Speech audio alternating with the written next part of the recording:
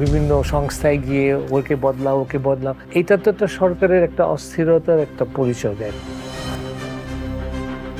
এটা সরকারের অস্থিরতা বলবো না, এটা সময়ের অস্থিরতা। সব রাজনৈতিক দল বলে যে দরকার নেই সংস্কার, নির্বাচন দিয়ে দেয়। আমি কে তাদের সংস্কার করার? আমরা কঠিনও হতে পারছি না, আমরা শুধু ফ্যাসিলিটেটর, আমরা কোনো শাসক না।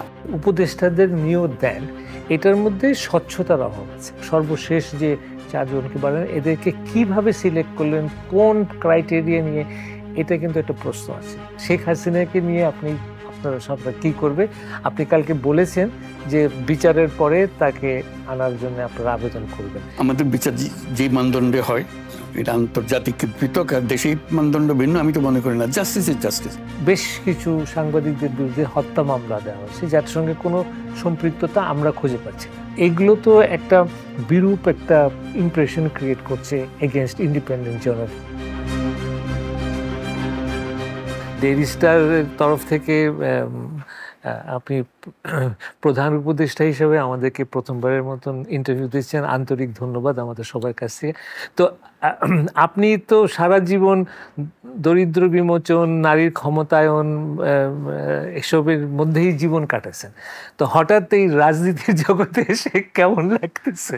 এটা খেয়ে ধরার চেষ্টা করছি, কি হচ্ছে কিভাবে হবে। এটা আমার অপরিচিত জগৎ, ভেতর থেকে সম্পূর্ণ অপরিচিত জগৎ। কাজে এটার মধ্যে আমাদের যে সারা জীবন ধরে যে সমস্ত কাজ করছি, তার প্রতিফলন কিভাবে হবে, কোথায় হতে পারে, কোন দিক থেকে হতে পারে, সেগুলো দেখার চেষ্টা করছি। কিন্তু এটা এমন জগৎ, এর ভেতরে ঢোকাটা একটু কষ্টের জিনিস, এটা সোজা জিনিস না। তো মাঝে মাঝে সুযোগ হয়, যেমন এই যে COP29, সেখানে সুযোগ হলো, সেখানে বললাম, কথাগুলো উল্লেখ করলাম, যেগুলো সারা জীবন ধরে বলে এসছি। অনেকে মনে করে যে এটা তো সরকারের কথা হলো না। আমি জানি আমি সরকারের কথা বলছি না, আমি পরিষ্কার বলছি এটা আমার কথা, আমার কথা আমি বলবো। কাজে আমি বলেছি, লোকে পছন্দ করবে অপছন্দ করবে সেটা তাদের ব্যাপার। এটা আমি এখানে থাকলেও বলবো, বাইরে থাকলেও বলবো। কাজে সুযোগ পেলে সেটা নিয়ে আসি, কথা বলি। তো আপনার জগৎ, এটা আমার জগৎ, কিন্তু এইটা তো আপনার জগৎ না। তো এই রাজনীতি, তারপরে একটা পরিবর্তনের রাজনীতি, নতুন দিগন্ত উন্মোচের রাজনীতি, তো এখানে আপনি মানে পার্সোনালিটি ওয়াইজ কেমন ফিল করছেন? এটা হলো কঠিন জিনিস, কারণ এটা তো চালু রাখতে হবে। এটা তার নিজস্ব গতি আছে, নিজস্ব ধর্ম আছে, সেগুলো চলে। যেখানে আমার কাজকর্ম ঢোকানো কষ্ট, এটা ঠিক ফিট করে না সেই জায়গাতে। কাজেই সেটা যেখানে ফিট করার সুযোগ আছে সেখানে চেষ্টা করে যেখানে কথাটা লাগানো যায় কিনা চেষ্টা করো। যেমন SDG, সাস্টেনেবল ডেভেলপমেন্ট গোলস, তো সেখানে সুযোগ আছে। বলি যে হ্যাঁ, তার মধ্যে তুমি 3-0 ক্লাবের কথা বলো, 3-0-র কথা বলো, এটাই তো সাস্টেনেবল ডেভেলপমেন্ট গোল। সোশ্যাল বিজনেসের কথা বলো, আমাদের যে সমস্ত জিনিস আমরা করে এসেছি সেগুলো তো এখানে আনার জন্যই বলেছি, এটা তো ওখানে বাইরে রেখে আসার জন্য বলি নাই। ঠিক আছে, যেখানে যেখানে সম্ভব বলো, লোকের পছন্দ হলে কন্টিনিউ করবে, পছন্দ না হলে চলে যাবে। অন্তত শব্দগুলো উচ্চারণ করতে হবে, কথাগুলো জানতে হবে। এবং আমরা নতুন সভ্যতা গড়ার কথা বলি, নিউ সিভিলাইজেশন, যেটা আমরা বহুদিন ধরে বলে আসছি, যে এই সভ্যতা যেটা আমরা সৃষ্টি করেছি, এটা সেলফ ডিস্ট্রাক্টিং সিভিলাইজেশন। কাজে এই যে সেলফ ডিস্ট্রাক্টিং সিভিলাইজেশন থেকে আমাদের বেরিয়ে আসতে হবে এবং নতুন একটা সভ্যতা গড়ে তুলতে হবে।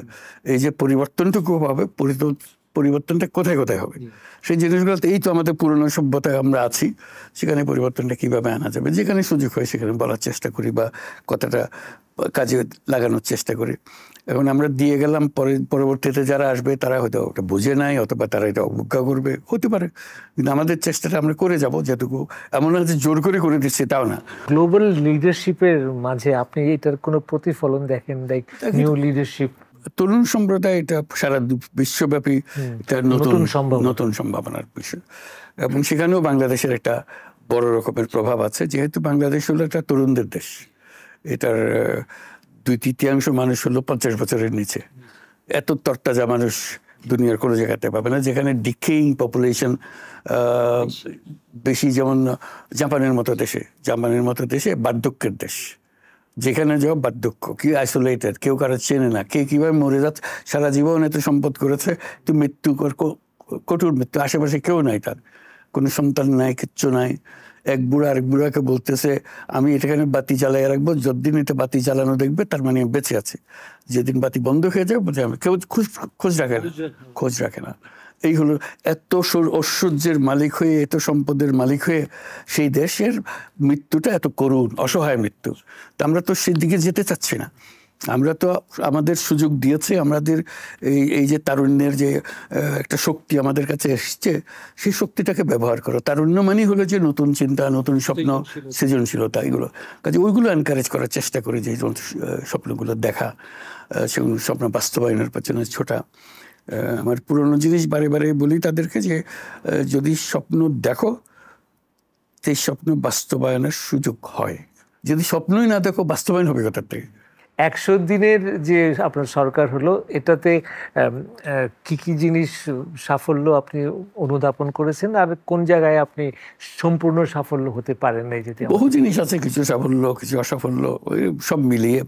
কারণ 100 দিন তো কঠিন সময় আমাদের জন্য। যে পরিস্থিতিতে আমাদের সরকারের জন্ম হয়েছে, সেটা হলো যে টালমাটাল একটা পরিস্থিতি, যেখানে তার আগের মুহূর্তে কোনো সরকারই ছিল না। এক সরকার থেকে আর সরকার হস্তান্তর করে, আমাদের সেই সুযোগ হয়নি। আমরা একটা বেকুয়ামের মধ্যে থেকে আমাদের জন্ম হয়েছে। তো সেটার থেকে অলিম্পিক থেকে রাষ্ট্রীয় দায়িত্বের মধ্যে এসে গেছে। কাজে বুঝে নেওয়া এটা কি করতে হবে, কি জিনিস করা, এই যন্ত্রের সঙ্গে পরিচিত হওয়া, কোথায় জিনিস, এবং একটা লন্ডভন্ড অবস্থার মধ্যে একটা অভ্যুত্থান হয়েছে। সেই অভ্যুত্থানের মধ্যে সবকিছু এলোমেলো হয়ে গেছে সবকিছু। এইটাকে আবার সুশৃঙ্খলা আনা, শান্তি শৃঙ্খলা রক্ষা করা, ল অ্যান্ড অর্ডার এস্টাবলিশ করা, ব্যবসা বাণিজ্য চালু করা, ব্যাংকিং সিস্টেমকে চালু করা, যেখানে যাচ্ছি সেগুলো সব লন্ডভন্ড অবস্থায় আছে। কোনো ইনস্টিটিউশন ফাংশন করছে না। আমাদের যে সম্পদ, যে ফরেন এক্সচেঞ্জ, সেটাও তলানিতে পড়ে গেছে। আমরা যে বাইরের যে আমাদের কাছে পাওনা আছে, পাওনা শোধ করবো, সেই সামর্থ্য আমাদের নাই। এমন অবস্থার মধ্যে আমরা এসেছি। নিয়ম কানুনগুলো লন্ডভন্ড নিয়ম কানুন, একদিকে অর্থনীতি, একদিকে সামাজিকভাবে অস্থিরতা, যে কি হবে অবস্থা, অনিশ্চয়তার অবস্থা। তো সেখান থেকে আস্তে আস্তে সুস্থির হওয়া সময় লেগেছে। 100 দিনে আপনার অনুভূতিটা কি? যে অনুভূতিটা হলো 100 দিনে আমরা অনেক দূর এসেছি। এই লন্ডভন্ড অর্থনীতি থেকে আমরা একটা নিয়ম নীতির মধ্যে এনেছি। ব্যাংকিং সিস্টেম যেটা কলাপস করে গিয়েছিল, সেটাকে আবার লাইনের মধ্যে এনেছি। কেউ বলছে না এটা লন্ডভন্ড হয়েছে। এবং এই 100 দিনের মধ্যে কোনো ব্যাংক বন্ধ হয়নি, বন্ধ হয়ে যেতে পারত। যে সমস্ত পরিস্থিতি, রান অন দ্য ব্যাংক, এটা হয়নি। রান অন দ্য ব্যাংক হয়ই নেই, শুরুই হয় নাই। রান তো পরের কথা, একটা দুটা যাবে তো প্রথমে, ওই 100 দিনের মধ্যে হয়নি, ভবিষ্যতেও আশা করি হবে না। কাজে এটা আমাদের বড় শক্তি, একটা আমরা অর্জন করেছি। আমাদের মনে অসম্পূর্ণতা আপনার উপলব্ধি, অসম্পূর্ণতা হলো হচ্ছে শান্তি শৃঙ্খলা। এটা যতই চেষ্টা করছি, এই যে এখানে আজকে তো এসে ঢুকতে পেরেছো, কালকে আসলে হয়তো ঢুকতেই পারতেন না। এখানে যত মিছিল টিছিল হয়ে তিতুমির কলেজ, যে তারা বিশ্ববিদ্যালয় চায়, মানুষের অফুরন্ত কামনা, অফুরন্ত বাসনা সব নিয়ে এখানে আসে। তাদের হতে হলো যে এই 15 বছর 16 বছরে আমরা কিছুই পাইনি, আমাদের এই বঞ্চিত করা হয়েছে, আমাদের এই দেয় নেই, আমরা ওই দেয় নেই, আমরা এই পাইনি, এগুলো আজকে দিতে হবে। যেটা 15 বছর দেয় নেই, 16 বছর দেয় নেই, আমরা আজকে একদিনে কোথার থেকে দেবো? তো সেটা তাদের বোঝাতে আমাদের খুব কষ্ট হচ্ছে। আমাদের বলেন, বলা তো আপনারা বন্ধ করবেন না, কিন্তু এইভাবে সবকিছু বন্ধ করে দিয়ে আপনারা করবেন না। কারণ মানুষের যন্ত্রণা হচ্ছে। কালকে তো ট্রেনে বন্ধ করে দিয়েছে। ঠিক আছে, এইগুলোর থেকে আমরা সহজ হবার চেষ্টা করছি, তাদেরকে বোঝানোর চেষ্টা করছি। আমরা কঠিনও হতে পারছি না, যেহেতু আমরা যেখান থেকে আসছি একটা কঠিন পরিস্থিতির মধ্যে আসছি। আমরা বলছি আমরা ওই জগতে যাব না। এখন আমরা পুলিশকে সেভাবে ব্যবহার করব না যেভাবে আগে ব্যবহার করা হয়েছে, আমরা আর্মিকে সেভাবে ব্যবহার করব না যে ব্যবহার করা হয়েছে। তো কাজে আমাদের শক্তিটা কোথার থেকে আসবে? পুলিশও নাই, কেউ নাই, করবেটা কোথার থেকে? কাজে সময় লেগেছে। এর মধ্যে আনসাররা আবার বেঁকে বসলো, তারা আবার আন্দোলন শুরু করলো, তাদেরকে বোঝাতে হয়েছে, সময় নিতে হয়েছে। এখন বিশ্ববিদ্যালয় চায়, চাকরির বয়স বাড়াতে চায়, মানে সবকিছু একসঙ্গে এসছে। এটা সবারই বুঝ দেওয়া, সবারই সামাল দেওয়া যে ঠিক আছে ভাই, হবে, কারোটা করে ফেলতে হচ্ছে, কোনোটা হবে আশ্বাস দিয়ে রেখে দিচ্ছে। তারা 2 দিন পরে বলে হচ্ছে না, তো আপনারা বললেন হবে, এখন তো হচ্ছে না। তো তাদেরকে বোঝাতে হচ্ছে, হয় আমরা খুব ভালো না বোঝাতে যে তারা আবার ফিরে আসতেছে তাদের কামনা বাসনা নিয়ে। তার মধ্যে একটা হলো যে কথায় বলে যে আহতদের শুশ্রূষা হচ্ছে না, আমরা বারবার বলছি সুস্থতা হবে না কেন? আমরা তো প্রতি জনের পেছনে সময় ব্যয় করছি, অর্থ ব্যয় করছি, তবু পত্রিকা লিখে দিল যে ওদের দেখাশোনা করছে না। আমাদের প্রতিটি আহত যারা এই আন্দোলনে, এই গণ অভ্যুত্থানে আহত হয়েছে, তাদের প্রতি এই সরকারের একেবারে টপ অ্যাটেনশন। তার জন্য লোক নিয়োজিত আছে, কোনো কাজের অভাব নেই, তাদের সেবা শুশ্রূষার অভাব নেই। কিন্তু সে বলছে, একজন সাংবাদিক গেছে বলছে, আমার যতটুকু সুস্থতা আমি তো নিরাময় হচ্ছে না। যেই রোগ নিরাময় হইতে যে সময় লাগবে, সেটা তো আর কারো ম্যাজিক না যে এটা করে দেবো। কিন্তু তাকেও আমি দোষ দিচ্ছি না। সে বলছে আমি কতদিন এরকম পড়ে থাকবো, আমার পা চলে গেছে, আমার হাত চলে গেছে, আমার চোখ চলে গেছে, আমি কতদিন থাকবো এটা। কাউকে অনেক বিদেশে পাঠানো হয়েছে, বলে আমার বিদেশে পাঠানো, আমি বিদেশে পাঠিয়েছি। বিদেশে একবার গেছে, বলছে যে না এখান থেকে আবার ওদিকে যেতে হবে, আরো ভালো আছে, ঠিক আছে, সেখানেও পাঠাচ্ছি। এখানে বোধহয় একটা কমিউনিকেশনের গ্যাপ আছে, এবং সেটা আমরা চেষ্টা করি। আমরা সম্পূর্ণ সার্থক হয়েছে বলবো না, চেষ্টা করি আমাদের কমিউনিকেশনের মাধ্যমে প্রতিনিয়ত এটা প্রচার করার জন্য। আর এদের ওয়েবসাইট আছে, অনেকে হয়তো ওয়েবসাইট পর্যন্ত যাওয়ার চেষ্টা করে না, মুখে মুখে বলে যাচ্ছে। ও মুখে তার সত্ত্বেও আমি তো তার সঙ্গে কথা বলতেছি, কাজে আমার ওয়েবসাইট দেখতে হবে কেন? সে তো বলছে আমাকে, এবং সে তো বলছে মনের ভাব প্রকাশ করছে, সে তার তথ্য প্রকাশ করছে না যে আমার কেউ দেখে না। ডাক্তারকে জিজ্ঞেস করলাম যে ডাক্তার কি বলে, ডাক্তার বলে আমরা দেখছি, সবসময় দেখছি। ওরা এখন সারাদিনে একবার দেখলে উনি মনে হয় দুবার দেখা দরকার, তিনবার দেখা দরকার, আমার দেখা হচ্ছে না। হয়তো মানসিকভাবে বিধ্বস্ত একটা মানুষ, আমার অস্থির, কাজে এটার সঙ্গে মোকাবেলা করতে হচ্ছে আমার। যদিও তার জন্য একটা বড় ফাউন্ডেশন করে দেওয়া হয়েছে, তার জন্য টাকা দিয়ে দেওয়া হয়েছে, তার জন্য লোকজন নিয়োজিত করা হয়েছে, সবকিছু হচ্ছে, সবার সারা দেশের অ্যাটেনশন তাদের প্রতি। কাজে আমরা অ্যাটেনশন না দেওয়ার তো কোনো সুযোগ নাই, ইচ্ছা করলেও পারবো না। কাজে এবং এই সরকার গঠন হয়েছে তাদের মাধ্যমে এই সরকার হয়েছে, কাজে তাদেরকে ইগনোর করার তো সুযোগই নেই। আমরা কেন তাদেরকে নজর দেবো না, সুযোগ দেবো না? তো কাজে ওইটা একটা বড় জিনিস হয়। তা আমরা প্রতিনিয়ত এটার মধ্যে থাকি। টাকা দেওয়া হচ্ছে, তারপর যে টাকা সবাই পায়নি, পেতে শুরু যখন হয়েছে সবাই পাবে, এবং তাদের দায়িত্ব তো একদিনের দায়িত্ব না। আমরা বলছি সারা জীবনের দায়িত্ব নিচ্ছি আমরা তো এমন বলছি না যে আচ্ছা ঠিক আছে 1 বছর 2 বছর তোমরা নিলা তারপর দিয়ে, সেটাও বলতেছি না। আমরা তোমাদের পুরো পরিবারের দায়িত্ব সরকার নিচ্ছে, এবং সরকার পরিবর্তন হতে পারে, তাদের মনোভাব পরিবর্তন হতে পারে, সেই জন্য আলাদা ফাউন্ডেশন করে দিয়েছে যারা সরকার থেকে দূরে, সেখানে টাকা দিয়ে দিয়েছে যাতে করে টাকারও অভাব না হয়, এবং ভবিষ্যতে যাতে টাকার জোগাড় হয় সেটারও ব্যবস্থা করে দিয়েছে যাতে কোনো টাকার অভাব না হয়। তবু তারা সান্ত্বনা পাচ্ছে না যে আমরা কি হবে, কিভাবে হবে। এই 100 দিনের মধ্যে বহু জিনিসের মধ্যে এটাও করতে হচ্ছে, কাজেই হয়তো এখানে সম্পূর্ণভাবে করা হয়নি। আপনার আল জাজিরার ইন্টারভিউর পরে একটা মানে জিনিস তর্ক হচ্ছে যে আপনার সরকারের মেয়াদ 4 বছর, আবার আপনার প্রেস সেক্রেটারি উনি বলেছেন যে না এটা ভুল হচ্ছে। এটা কি আরেকটু স্পষ্ট করা যায়? খুব স্পষ্ট, ওখানে ইন্টারভিউতে স্পষ্ট করে বলা। ইন্টারভিউটা শুরু হয়েছিল সংসদের মেয়াদ নিয়ে প্রশ্ন, তা আমি বললাম যে এটা কেউ বলছে 5 বছর, এখন আছে 4 বছর করো। বলছে তাহলে তোমাদের মেয়াদও কি 4 বছর হবে? আমার যে না, কম হবে। আমি অস্পষ্ট রাখার চেষ্টা করতেছি এই জন্য যে একটা সময় বলে দিলে লোক বলে এখানে শেষ করে তাড়াতাড়ি আসেন, ওটা শেষ করে দেন, ওই আসে গেছে।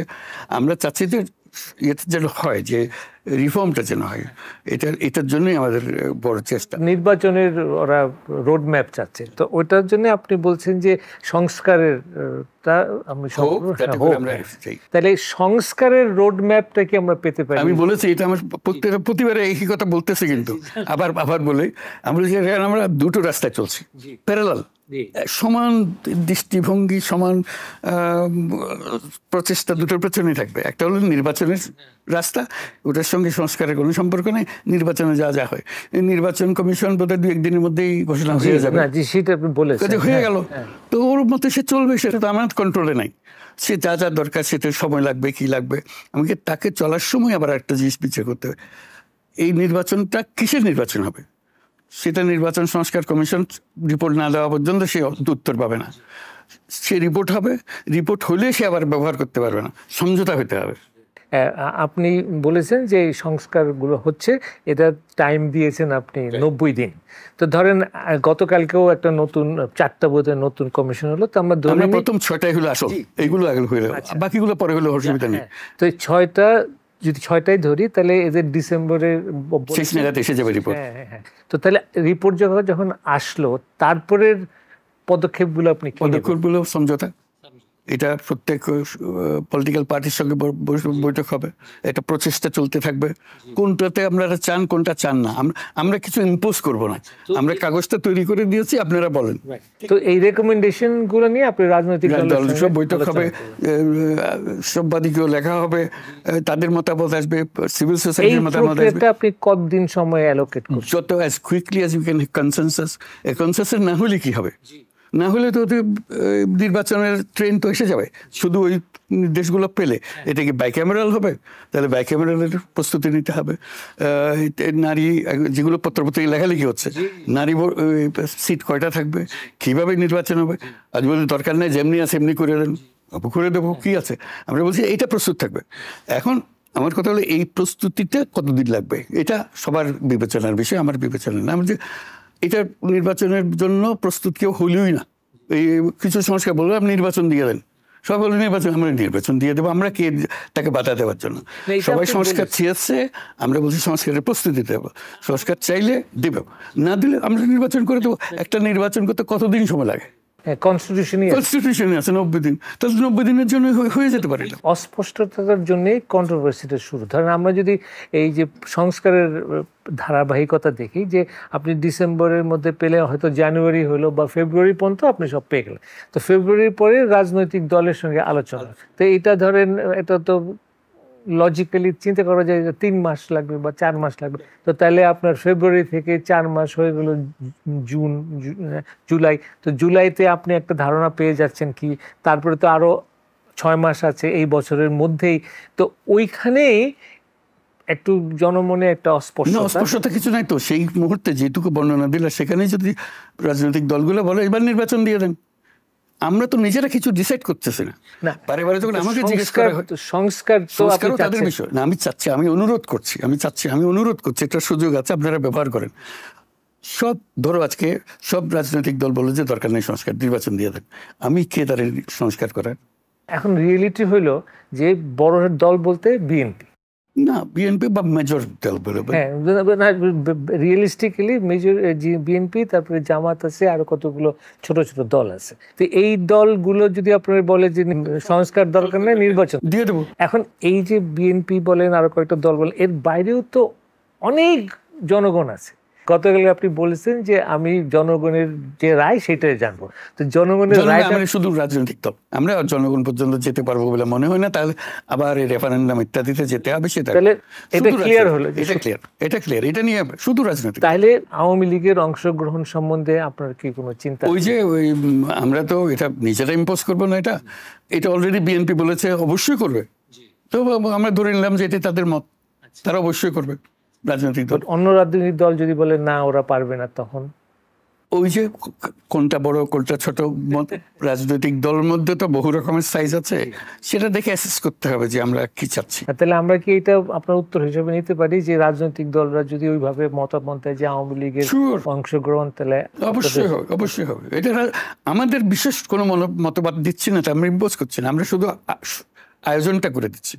অর্থনীতিতে তো একটা বিরাট জায়গায় আসছে, এবং আপনার উপদেষ্টা উনি বলেছেন যে অর্থনীতি খুব খারাপ সিচুয়েশনে আছে। আবার আপনি জাতির উদ্দেশ্যে ভাষণে বলছেন যে আপনারা ক্ষমতা হস্তান্তরের সময় একটা মজবুত অর্থনীতি করে যাচ্ছেন।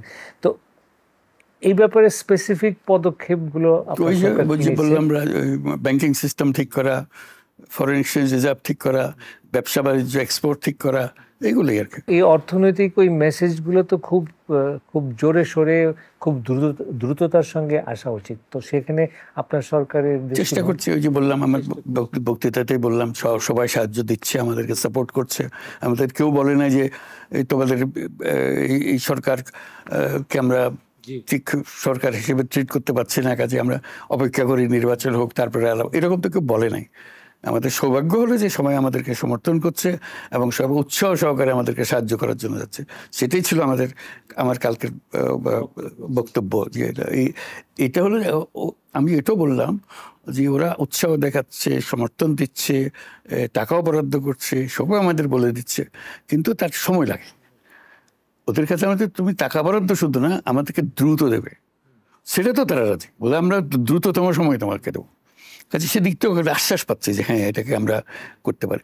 তো সেটা পেলে এই সময়টুকু যেটুকু নির্বাচনের আগের পর্যন্ত সেই সময়টা আমাদের সঙ্গে যাদের কথা হয়েছে তারা যদি এটুকু সময় দিতে পারে, যে আমরা যাবার সময় এটুকু দিয়ে যেতে পারবে, সমর্থন আছে, চুক্তি সই হয়েছে, টাকা রওনা হয়েছে, এটাই বললাম যে মজবুত অর্থনীতির একটা ভিত্তি দিয়ে যেতে পারবো।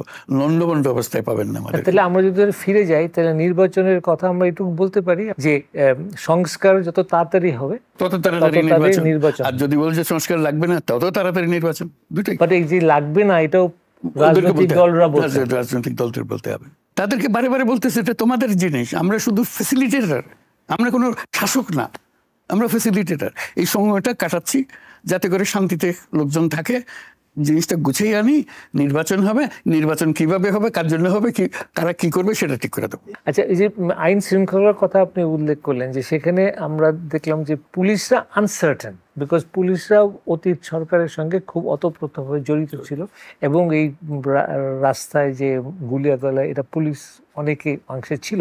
তো এখন ওই পুলিশরা একটা ইতস্ততার মধ্যে আছে যে কারা তারা মানে আবার চাকরিতে আসতে পারবে না। তো এটা তো এখন ধরেন নিষ্পত্তি হয়ে গেছে, আসতে পারবে পারবে না। যারা আসার তারা চলে এসছে, কাজে নেমে গেছে, যারা আসতে চায় না তারা রয়ে গেছে, তাদের শাস্তি হওয়ার তারা শাস্তির প্রসেসে ঢুকে গেছে, কাজে ওই অংশটা সেটল। কিন্তু যারা আছে তারা এদিক থেকে অ্যাসুরেন্স পাচ্ছে যে হ্যাঁ এখানে আর তোমার কোনো, সে রাস্তায় অ্যাসুরেন্সটা এখনো পাচ্ছে না, যে গেলে আমার যদি মারে, আমার যদি ভয় দেখায়। তাহলে আপনাদের সরকারের তরফ থেকে ক্লিয়ার হয়ে গেছে কারা কারা সেটা নিয়ে আর কোনো দ্বন্দ্ব নাই, ওই কারণে দোষী, যারা দোষী না বাটোয়ারা হয়ে গেছে। মাঝে একবার কথা উঠছিল বেশ জোরে সোরে যে ইউনিফর্ম বদলাই দেন। এখন ওই ইউনিফর্ম দেখলে তার মনে করে যে ওই লোকটা আসতেছে, ইউনিফর্ম বদলাই দিলেন। ইউনিফর্ম আর বদলানো হয় না, এটা মোটামুটি গ্রহণযোগ্য হয়ে যাচ্ছে, কাজে ওদিকে আর আমরা অগ্রসর হইনি, কারণ এটা করতে আবার সময় লাগবে। তো এখানে কি আরো খুব সুস্পষ্ট কোনো পদক্ষেপ নেওয়া যায় যাতে পুলিশের এই যে ইতস্ততা? আমরা চেষ্টা করছি, রদবদল করছি, নানা রকমের উৎসাহব্যঞ্জক কথাবার্তা বলছি, ট্রেনিং দিচ্ছি, এগুলো করা আর কি। আর নতুন পুলিশ তো চট করে আনতে পারছে না, এটা তো সময় লাগবে একটা ট্রেনিং করা, সেটা এক্সপিডাইট করছে যাতে নতুন পুলিশ নিয়োগ দেওয়া শুরু হয়। একটা মানে সমালোচনা আপনার সরকারের সম্বন্ধে হয় যে মবের প্রেসারে আপনারা অনেক কিছু রাজি হয়ে যান। এক গোষ্ঠী ছাত্র আসলো, এইটা ওটা করলো, ওটা যেমন ধরেন ওই চাকরির বয়সসীমা বাড়ানো, এটা তো কোনো স্টাডি হলো না, আপনি চাপে আপনার সরকার করলো, এরকম একটা হচ্ছে। তারপরে ওই বিভিন্ন সংস্থায় গিয়ে ওকে বদলাও ওকে বদলাও, তো এটা তো একটা সরকারের একটা অস্থিরতার একটা পরিচয় দেয়। তো সেখানে কি আপনি? এটা সরকারের অস্থিরতা বলবো না, এটা সময়ের অস্থিরতা। সময়টা এমন যে সবাই অস্থির, সবাই এক্ষুনি পেতে চায়। ওই যে বললাম সব চারদিকে ঘিরে রাখছে। আর ওই যে 35 বছর বয়স পর্যন্ত সীমাবৃদ্ধি ইত্যাদি আন্দোলন হচ্ছিল, তাদেরও একটা যুক্তি ছিল। আমরা বলছি যে আমরা দেখবো, সেটার জন্য কমিটি বানানো হলো। 32 তো আপনারা মেনে নিয়েছেন। কমিটি সুপারিশ করলো 35 করে দেন, কমিটি কিন্তু সুপারিশ করলো 35 করে দেন। তা আমরা বললাম যে না, 35 করাটা ঠিক হবে না। তা আমরা আবার বহু ডিবেট করলাম নিজেদের মধ্যে, আমরা নিজেরা 32 দিলাম। ওইটা নিয়ে আবার হইচই হলো, 32 কেন, আমরা তো 35 চেয়েছিলাম। তাদেরকে বোঝানো হয়েছে 32 আর 35-এর সমস্যাটা কি। তো মোটামুটি এটাও মেনে গেছে, কাজে ওটা হয়েছে। কাজে এটা হলো যে যেহেতু একসঙ্গে সমস্ত আবেদন নিবেদন চাওয়া ইত্যাদি প্রত্যাশা সব একসঙ্গে এসছে, তা আমাদের কিছু মোকাবেলা করতে হচ্ছে, এটা তো ছেড়ে চলে যেতে পারছে না।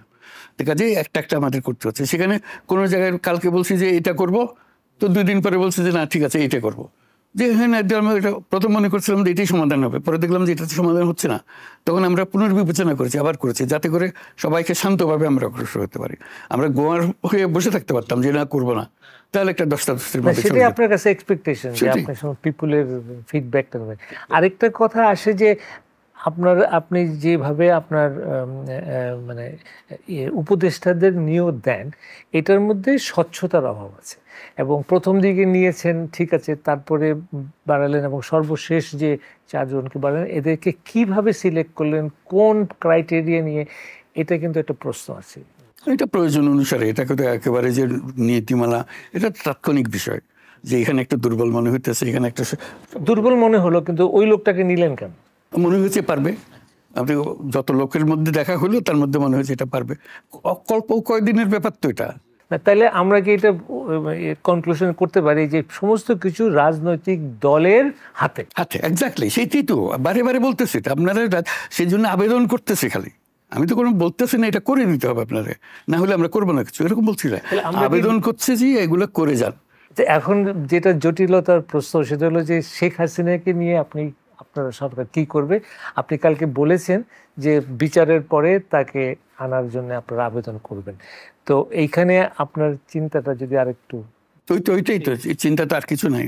এটা বিচার হবে, বিচারের পরে তাকে ফেরত আনার যে আইনগত পদ্ধতি আছে সেই আইনগত পদ্ধতিতে যাওয়া হবে। বিচার না হওয়া পর্যন্ত আমরা সেটা ইনভোক করতে পারছি না। শেখ হাসিনার বিচারে তার আইনগত সহায়তায় মানে এটা কি উন্মুক্ত থাকবে? তার দল চাইতে পারে বিদেশ থেকে? এই সরকারের তো প্রধান বিষয় হলো যে ন্যায় বিচার। আমরা যদি ওইখানে গিয়ে যে বিচার অন্যরকম করে ফেলি তাহলে তো এই সরকারের কোনো অর্থ হলো না। পুরো আন্দোলনটা, পুরা বিপ্লবটা, পুরো অভ্যুত্থানটা হয়েছে ন্যায় বিচার প্রতিষ্ঠা করা, সকলের অধিকার প্রতিষ্ঠা করা। আমরা যদি এটা ভুল পথেই করে দিই তাহলে তো এগুলোর আর কোনো অর্থ হলো না। তাহলে আমরা বলতে পারি যে শেখ হাসিনার উপরে যা বিচারিক কাজ হবে এটা ন্যায় বিচার হবে, কারণ এটা আন্তর্জাতিক মানদণ্ডের মধ্যে হবে। আমাদের বিচার যে মানদণ্ডে হয় এটা আন্তর্জাতিক পৃথক, আর দেশেই মানদণ্ড ভিন্ন। আমি তো মনে করি না। Justice is justice, international recognise একটা স্ট্যান্ডার্ড আছে। আওয়ামী লীগের প্রশ্নে আসি, যে আপনি এটা বলেছেন যে সব রাজনৈতিক দল যদি আওয়ামী লীগকে রাজনীতি করার জন্য মতামত দেয় তাহলে আপনার সরকারের কোনো আমরা কি এগুলো বলার জন্য?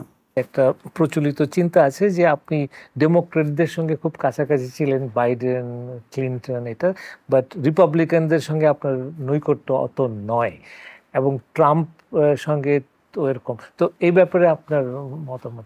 ডেমোক্রেটদের সঙ্গে সম্পর্কের কারণ হলো আমি যতদিন আমেরিকায় ছিলাম ততদিন ডেমোক্রেটে শাসন করছে, তো কাজে আমার কোনো অসুবিধা হয় নাই। তাদের সঙ্গে সখ্যতা হয়েছে, তারা আমার সঙ্গে কাজ করেছে। প্রেসিডেন্ট ক্লিন্টন মাইক্রো ক্রেডিট করতেছে, তার সঙ্গে কাজ করেছে। হিলারি ক্লিন্টন মাইক্রো ক্রেডিট করতেছে, তার সঙ্গে কাজ করেছে। কাজে অনেক অন্তরঙ্গতার সৃষ্টি হয়েছে। তার মাধ্যমে আরও বহুজনের সঙ্গে, তার মাধ্যমে কংগ্রেস মেম্বারদের সঙ্গে সম্পর্ক হলো, তার মাধ্যমে সেনেট মেম্বারদের সঙ্গে সম্পর্ক হলো। তো কাজে এইগুলো সম্পর্ক স্থাপন হয়েছে। যেহেতু রিপাবলিকানদের সঙ্গে আমার যোগাযোগ হয় না, সেটুকু দূরে আছে, দূরত্ব আছে, তার মানে এই নয় রিপাবলিকানরা আমার বিরোধী। ইউএস কংগ্রেস থেকে কংগ্রেশনাল গোল্ড মেডেল দেওয়া হয়েছে। এটা হলো কংগ্রেসের ইউনিনিমাস ডিসিশন, বাইপার্টিসান। কাজে সবাই ভোট দিছে। তো কাজে আমাকে যদি কেউ পছন্দ করতো তখনই বলছে যে আমি কিন্তু তাদের পছন্দ করি। একটা লোক বলতো যে আমি তারা পছন্দ করলাম না, হয় নাই তো এটা। এখন এই ট্রাম্প অ্যাডমিনিস্ট্রেশনের সঙ্গে আমরা যোগাযোগ স্থাপনের কোনো বিশেষ উদ্যোগ কি নিচ্ছি? এখনো তো আসে নাই ক্ষমতায়, কাজে যখন আসবে অবশ্যই আমাদের তার আগে থেকে নেওয়াটা। আমি জানি না আগের থেকে কি নিতে পারি। তার ওই বিফোর টেকিং পাওয়ার একটু আমাদের যে এমবাসি আছে তারা হয়তো করছে, কিন্তু আমরা এখান থেকে কিছু করতে পারছি। কিন্তু ওখানে ইউনুস ভাই আমরা দেখছি যে যারা মানে Indian American of Indian origin, Bangladeshi যারা আছে তারা নিশ্চয়ই করছে, তাদের সঙ্গে যোগাযোগ। ওরা কিন্তু বিশেষ উদ্যোগ নিচ্ছে। তারা ট্রাম্পকে দিয়ে বলানোর চেষ্টা করছে যে স্যাংশন দেওয়া, এটা সেটা। না, বলছি যে সেটা তো হলো যারা ওইখানে আমেরিকান ইন্ডিয়ান, যারা American of Indian origin, Americans of Bangladeshi অরিজিনও আছে, তাদেরকে উৎসাহিত করছি। তোমরা বলো তোমার কথা, উদ্যোগ নেওয়া অবশ্যই। তবে ওখানে কিন্তু একটা ভারসাম্যের ব্যাপার আছে, ওরা অনেক বেশি ওয়েল অর্গানাইজ। কি করা এখন সেটা তো শুধু ওয়েল অর্গানাইজ না, তারা বহুদিন আগের থেকে আছে। আমরা তো সেদিন গেলাম মাত্র, আমাদের সঙ্গে তাদের তুলনা হয় না। তারা বহুদিন থেকে আছে, তারা ব্যবসা বাণিজ্য রাজনীতি সব কিছুতে আছে।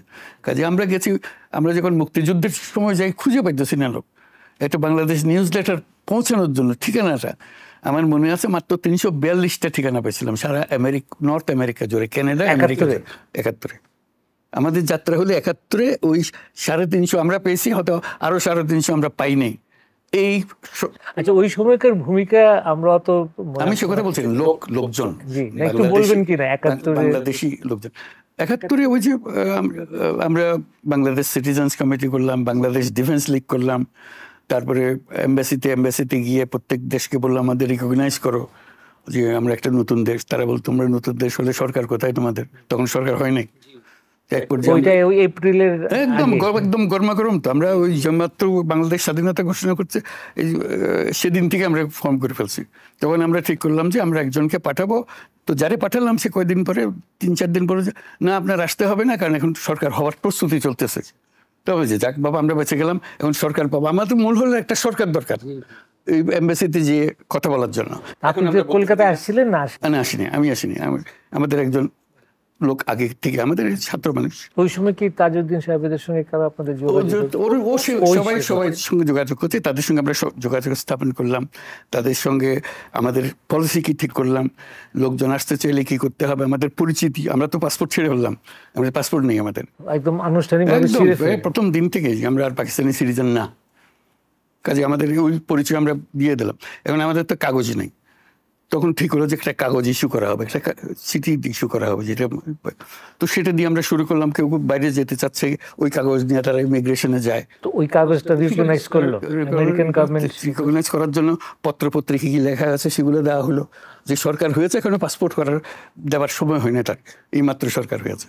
তো কাজে এই কাগজ দিয়ে আমি যখন ফিরতেছি, আমিও কাগজ দিয়ে ফিরেছি, ওই কাগজ দিয়ে। হ্যাঁ, তো আমার পাসপোর্ট নেই, তো বাংলাদেশ পাসপোর্ট তো তখন ইস্যু হয়নি, পাকিস্তানি পাসপোর্ট আমরা ফেলে দিয়েছি সবাই। ঠিক আছে, ওইভাবে আমরা এসেছি ওই কাগজ দিয়ে। আমাকে প্যারিস এয়ারপোর্টে আটকে দিল, বলে এইটা কাগজ আমরা গ্রহণ করতে পারবো না। তা আমি কী করবো, আমার আর কিছু নাই, এইটা পরিচয়, এই কাগজপত্র, এই স্বাধীন দেশ ইত্যাদি কাগজপত্র দেখাইতে বলে হবে না, আমার পাসপোর্ট লাগবে। তো অনেকক্ষণ বসে রাখলো, প্রায় 3-4 ঘন্টা বসে রইলাম।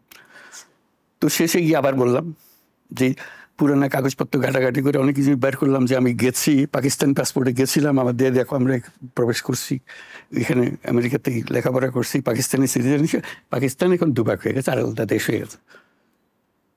তো দেখা যায় শেষ পর্যন্ত একজন সিনিয়র একজন আসলো, সে অনেকক্ষণ বলে ঠিক আছে যেতে দাও, এই গেলাম, ভেতরে ঢুকলাম। পরের দিন ফ্লাইটে আবার দেশে ফিরবো, এই একদিনের জন্যই সমস্যা, এত সমস্যা, কারণ পাসপোর্ট তো নাই আমাদের। এরকম শুধু আমার না, এরকম বহু লোকের এই কাগজ নিয়ে বের হতে হয়েছে তাদের। আসলে আমাদের ইয়াঙ্গার জেনারেশন তো অনেকেই 71-এর ঘটনা জানে না, পরিচয় নাই। তো সেখানে একটা উদ্বেগের কি কারণ আছে যে তারা সত্যিকার অর্থে মুক্তিযুদ্ধ সম্বন্ধে অত বেশি অবগত নয়, তাই তাদের অনুভূতিটা আপনার আমার মতো না? হতে পারে আমরা কমিউনিকেট করতে পারি নাই, সেটা হইতে, অথবা আমরা এরকম জগা খিচুড়ি করে ফেলেছি, কেউ আর বিশ্বাস করে না। আমরা বলতেছি, কেউ বিশ্বাস করতেছে না, কারণ এটার মধ্যে আর সত্যতা খুঁজে পাচ্ছে না। তো সেটি হলো আমাদের দুর্ভাগ্য, সঠিক জিনিসটা আমরা আনতে পারি নাই, মানুষকে জানাতে পারি নাই, এটাই। আমরা কাগজ থেকে দেখতেছি যেটা, যে ভারতীয় সরকার মানে তারা অফিসিয়ালি বলেছে শেখ হাসিনাকে ফর্মার প্রাইম মিনিস্টার। তো ওইটা থেকে আমরা ধরে নিতে পারি যে এই যে পরিবর্তনটা হয়েছে, এটা একটা স্বীকৃতি। সে স্বীকৃতি তো অন্যভাবে হয়েছে। তার হাই কমিশনার এসে আমাদের সঙ্গে দেখা করে গেল, এখানে সম্পর্ক স্থাপন হইতে বলে, হাই কমিশনার তো বলে নাই সরি তোমাদের সঙ্গে আমাদের এখনো অফিসে দিয়ে আমরা তোমার সঙ্গে কথা বলতে, এটা তো বলে নাই। প্রথম মোদি কথা বললো, ফোনে আলাপ করলাম, আর কত লাগবে, ওদের অপেক্ষা করার দরকার নেই, এটা অনেক পরের ঘটনা। হ্যাঁ, তবু আমাদের ছাত্র নেতারা বলছেন যে আমাদের এই জুলাই আগস্টের বিপ্লবের কোনো রকম স্বীকৃতি ভারত থেকে না, সেটা অন্য কথা। কিন্তু এখন যেটা আমরা দেখছি ইউনুস ভাই, যে ভারতীয় মিডিয়া আমাদের এই পুরো পরিবর্তনটাকে এত বিকৃত করে প্রচার করছে, এবং এমন এটাকে সেটা মাইনরিটিদের উপরে আঘাত এটা করছে। তো এই সম্বন্ধে আপনার কি কোনো উদ্বেগ? আমরা সবসময় বলে আসছি যে এটা প্রপাগান্ডা, মিথ্যা জিনিস ইত্যাদি এগুলো বলি, তোমাদের লেখা টেখা বলে দেখাই কি হয়েছে। এবং যখন মোদির সঙ্গে, তখন তো একদম টাটকা টাটকা অবস্থা, মোদির সঙ্গে যখন কথা হয়েছে, মোদিও বললো যে এখানে সংখ্যালঘুদের উপরে হামলা হয়েছে ইত্যাদি ইত্যাদি, আমারে বললো। তা বললো যে হ্যাঁ তুমি বলেছো, এটা সবটা প্রপাগান্ডা, সবটা মিথ্যা প্রচার। বললে কেন? তা বললাম যে এটা দেখতে হলে তুমি তোমার লোকজন, সাংবাদিকদের এখানে পাঠাও, এ তো মুক্ত জায়গা, সাংবাদিকরা আসলে ঢুকুক, কোথায় যেতে চায় যাক, কেউ তো বাধা দেবে না এখানে, ওরা বলুক। এখান থেকে জার্নালিস্টরা কি এসেছে না আসেই নাই, মানে আমাদের আসে নাই, তখন অল্প কয়েকজন হতে এসেছে। তারপর পরে তো দেখলাম না, ইন্ডিয়ান জার্নালিস্ট আসতে আরম্ভ করলো, কিন্তু নেগেটিভ চেঞ্জ হলো না, নেগেটিভ চেঞ্জ হলো না। এটাই আমাদের দুঃখ আর কি। এখনো ভারতীয় সাংবাদিক আছে, সকালেও ভারতীয় সাংবাদিকদের সঙ্গে কথা বললাম, দেখো বাংলাদেশ এবং ভারতের সম্পর্কটা অত্যন্ত গভীর বন্ধুত্বের সম্পর্ক। এটা এই সমস্ত করে বেশি দিন টেকানো যাবে না, যেহেতু আমাদের পরস্পরের অবস্থান এমন, আমাদের পরস্পরের ইতিহাস এমন, আমাদের দূরত্ব সৃষ্টি করার কোনো সুযোগ নেই। তুমি স্বল্পকালীন সময়ে তোমার কিছু কটুবাক্য বিনিময় করতে পারো, কিন্তু that will not define our relationship. কাজে এটার থেকে যত তাড়াতাড়ি বেরিয়ে আসতে পারি তত ভালো। এবং সেই কারণে ভারতীয় সাংবাদিকদেরও বলি, অন্য বিদেশি সাংবাদিক, দেশের সাংবাদিক সবাই বলি, আমাদের একটা বড় কাজ শুরু থেকে আমি বলছিলাম, সার্কটাকে নবজাগরণী করুন, সার্কটাকে জাগিয়ে তোলো। এইটাই হলো আমাদের ভবিষ্যৎ। এটা নিয়ে আমরা শুরু করেছিলাম যাত্রা, এবং সবাই উৎসাহ সহকারে যোগদান করেছিল। কিন্তু এখন মৃত প্রায় একটা প্রতিষ্ঠান। ওই যে কেন, তখন আমাকে ভারতীয় সাংবাদিকরা বললো কারণটা হলো পাকিস্তান। আমি যে একটা দেশের জন্য পুরো একটা ওইটা পছন্দ হলে ওরা বাদ দিয়ে রাখো, তুমি সাসপেন্ডেড রাখো, তো একটা সবাই বৈঠক করো যে এই অংশ সাসপেন্ডেড থাকবে, যদি রাজি হয় আমরা লেটস মুভ। ভারতকে এনকারেজ করছি, আচ্ছা ঠিক আছে, মিটিং করতে চাও না, ঠিক আছে বুঝলাম। এই যে জাতিসংঘে আমরা যাচ্ছি সবাই, এই যত সার্ক কান্ট্রির রাষ্ট্রপ্রধান সেখানে যাবে, সবাই মিলে একত্র হয়ে একটা হ্যান্ডশেক করে একটা ছবি তুলি, 5 মিনিট 10 মিনিটের ব্যাপার, এটা তো করতে পারে, এটাও কোনো খারাপ পেলাম না। অন্য সব দেশ রাজি, এই হলো মুশকিল।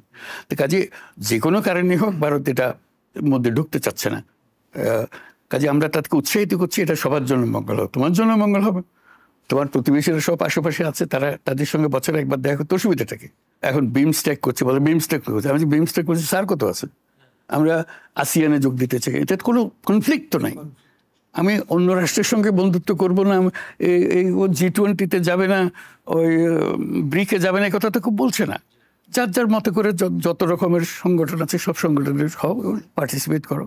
সার্ক এরকম একটা প্রতিষ্ঠান, এটা তার সেক্রেটারিয়েট আছে, বসে আছে ওখানে, নেপালে বসে আছে, কাজ নেই। তরুণদেরকে আমরা বঞ্চিত করছি। যে এই যে আমি সার্কটার স্বপ্নটা ছিল এটা ইউরোপিয়ান ইউনিয়নের মতো হবে, আমরা পরস্পরের দেশে আসা যাওয়া করব, লেখাপড়া করব, ব্যবসা বাণিজ্য করব, সার্ক ইয়েতে ইউরোপিয়ান ইউনিয়ন যা হইতে ছিল স্বপ্ন। ঘোরাতে হয়তো সব হয়নি, কিন্তু স্বপ্ন আস্তে আস্তে ধাপে ধাপে উঠবে, কিন্তু ওঠার পরিবর্তে নিচের দিকে থেমে গেছে। এটাই দুঃখ লাগছে যে আমরা এটাকে উঠালে আমরা আমাদের সবার বেনিফিট হবে। এটাই নয় যে একদল বেশি বেনিফিট হবে, একদল কম বেনিফিট হবে, তা না, সবাই বেনিফিট, এনর্মাসলি বেনিফিটেড হবে। আরেকটা চিন্তা মাথার মধ্যে ঘুরে, সেটা হলো যে এই যে আপনার আমেরিকার যে চায়নার সঙ্গে যে বৈরী ভাব যেটা, এবং ট্রাম্পের তো এটা তার নীতি, তো এখন এই যে ইন্দো প্যাসিফিক জিনিসটা চারা দিয়ে আরো উঠতে পারে, তো সেখানে একটা ধারণা যে বাংলাদেশকে নিয়ে টানাটানি হতে পারে, তো এবং আমরা ইন্দো প্যাসিফিকে যাই আবার এটা, তো ওখানে কি আপনার কোনো? আমি বলছি যে তুমি বলছি আমরা টানাটানিতে পড়ে যাব, আমি তো টানাটানি দেখি না। We can be influencer. দুই প্রতিবেশীর মধ্যে একটা গোলমাল চলতেছে, আমরা বলছি ভাই থামো, কি করছো তোমরা, why don't you play that role. তাদের মধ্যে ভুল বোঝাবুঝি হলে ভুল বোঝাবুঝি, আমরা এরও বন্ধু আমরা কেউ তো আমরা দূরত্বে নেই, দুই পক্ষকে আমরা বুঝাই। Absolutely, why not, we play the role, we are small country for them and we can play role. আমরা সেই রোল প্লে করবো না কেন? আমরা কারো অপরাধ করার জন্য আসিনি, আমরা শান্তি চাচ্ছি, তুমিও শান্তি চাচ্ছ, সবাই শান্তি চাচ্ছে, কাছে লেটস প্লে দ্যাট রোল। এবং আমরা করছি বলে ওরা ভয়ও পাবে না, এত ছোট্ট দেশ, তার কিছুই নেই, সে এত কথাবার্তা বলে, মাঝে মাঝে হাসবে, কি করে করুক, কিন্তু আমরা কথাটা বলে যাবো। চায়না এবং আমেরিকার সম্পর্কটা খারাপের দিকে যাওয়া ঠিক না তো, কেউ কোনো দেশে খারাপের দিকে যাবে কেন? বন্ধুত্ব হবে। ভারত আর চায়না সম্বন্ধে একটা লেখা লিখেছিলাম, তোমার মনে আছেন, growing up with two giants, বহুকাল আগে না, এটা ডেইলি স্টারের 15th অ্যানিভার্সারি, এই তো তোমার তো মনেই আছে, তখন বলছি growing up between two giants. জি, আমরা তাদেরকে অস্বীকার করতেছি না, তাদের মধ্যে আমাদের একটা সুযোগ, তো এটা তো এখনো তাই, এখনো আমাদের সুযোগ, সবার জন্য সুযোগ। ভারতও বন্ধু, চায়নাও বন্ধু, ইউএসও বন্ধু, আমরা কেন দুশ্মন সৃষ্টি করতে যাব? আমরা কারো অনিষ্ট চাচ্ছি না তো। তো চায়নার সঙ্গে আমাদের সম্পর্ক কি আগের মতন আছে না আরো উষ্ণতার দিকে যাচ্ছে? তারা তো উৎসাহ সহকারে আমাদের দিকে এসছে। আমরা যখন নতুন সরকার গঠন করলাম, আমরা এখানে তো তার অ্যাম্বাসেডার আসলো,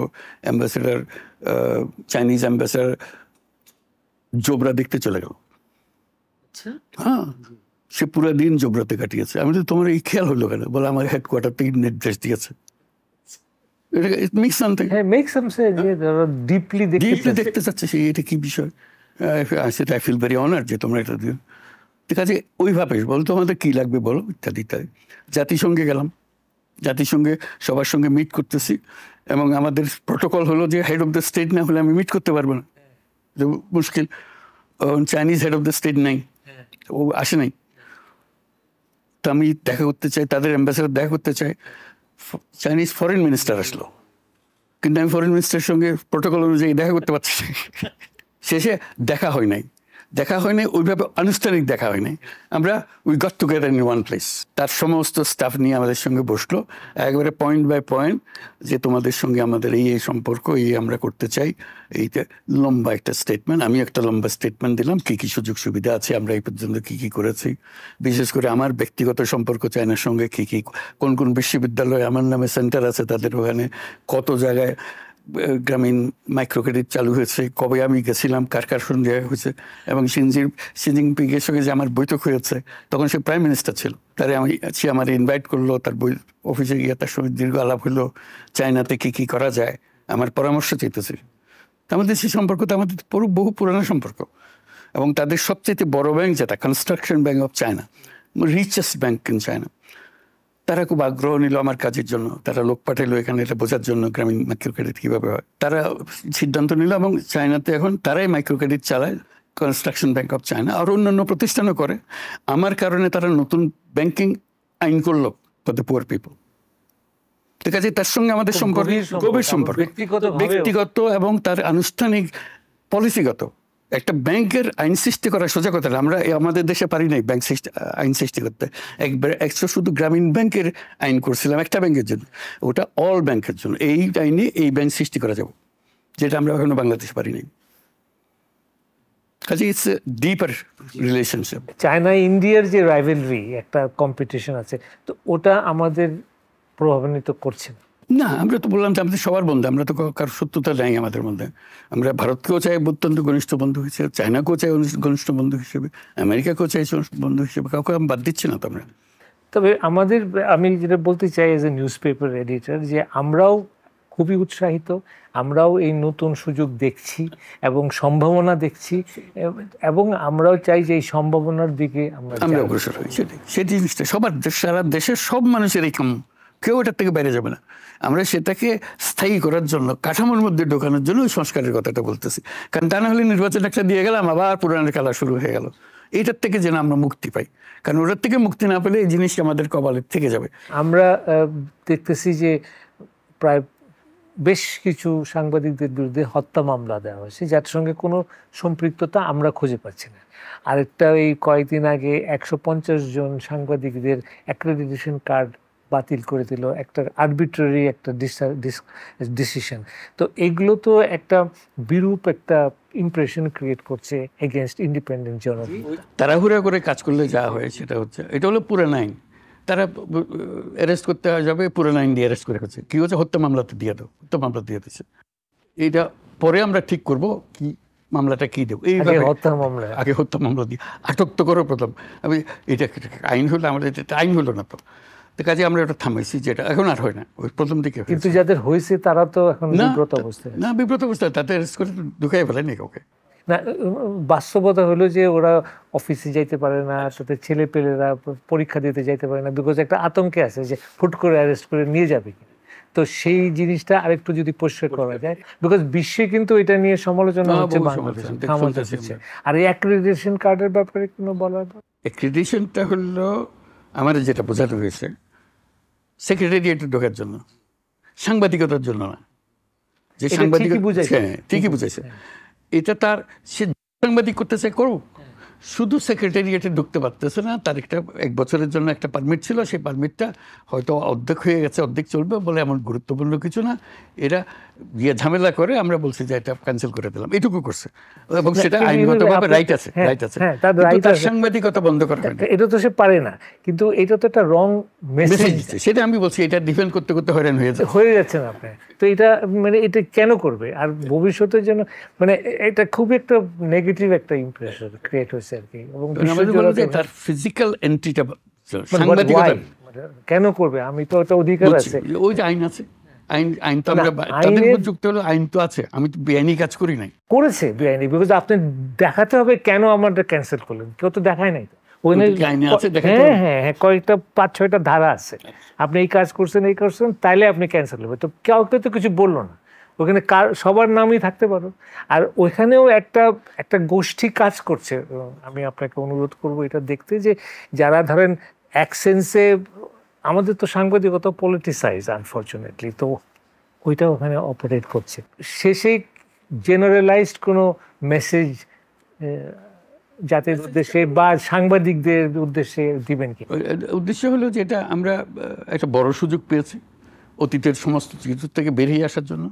আমরা যেন এবার ভুল না করি, যে সমস্ত ভুল ভ্রান্তি অতীতে আমরা করে ফেলেছি সেটার থেকে বেরিয়ে এসে আমরা নতুনভাবে আমরা আবার জীবন শুরু করি এবং সত্যের উপরে ভিত্তি করে করি, ন্যায়ের উপরে ভিত্তি করে করি, ন্যায় বিচারের উপরে ভিত্তি করে করি, অধিকারের উপরে ভিত্তি করে করি। এটাই হলো কাম্য। এই করতে গিয়ে যে ভুল ত্রুটিগুলো হচ্ছে আমাদেরকে ধরিয়ে দেবে, সেই জন্য বলে স্বাধীন সাংবাদিকতার কথা বলেছি। তোমরা ধরিয়ে দিলে আমরা এটা নজরে পারবো যে এইটা নজরে এসছে, সব জিনিস সব নজরে আসছে। কিন্তু সাংবাদিকদের উপরে কিন্তু একটু চাপ হচ্ছে যে তোমরা ফ্যাসিবাদের পক্ষে কিছু বললেই, হ্যাঁ, যে তোমরা ফ্যাসিবাদকে আবার আনতে চাচ্ছ, এইসব একটা পরিবেশ হিসাবে একটা চাপ সৃষ্টি হচ্ছে। সাংবাদিকরা বলছে না সরকার বলছে?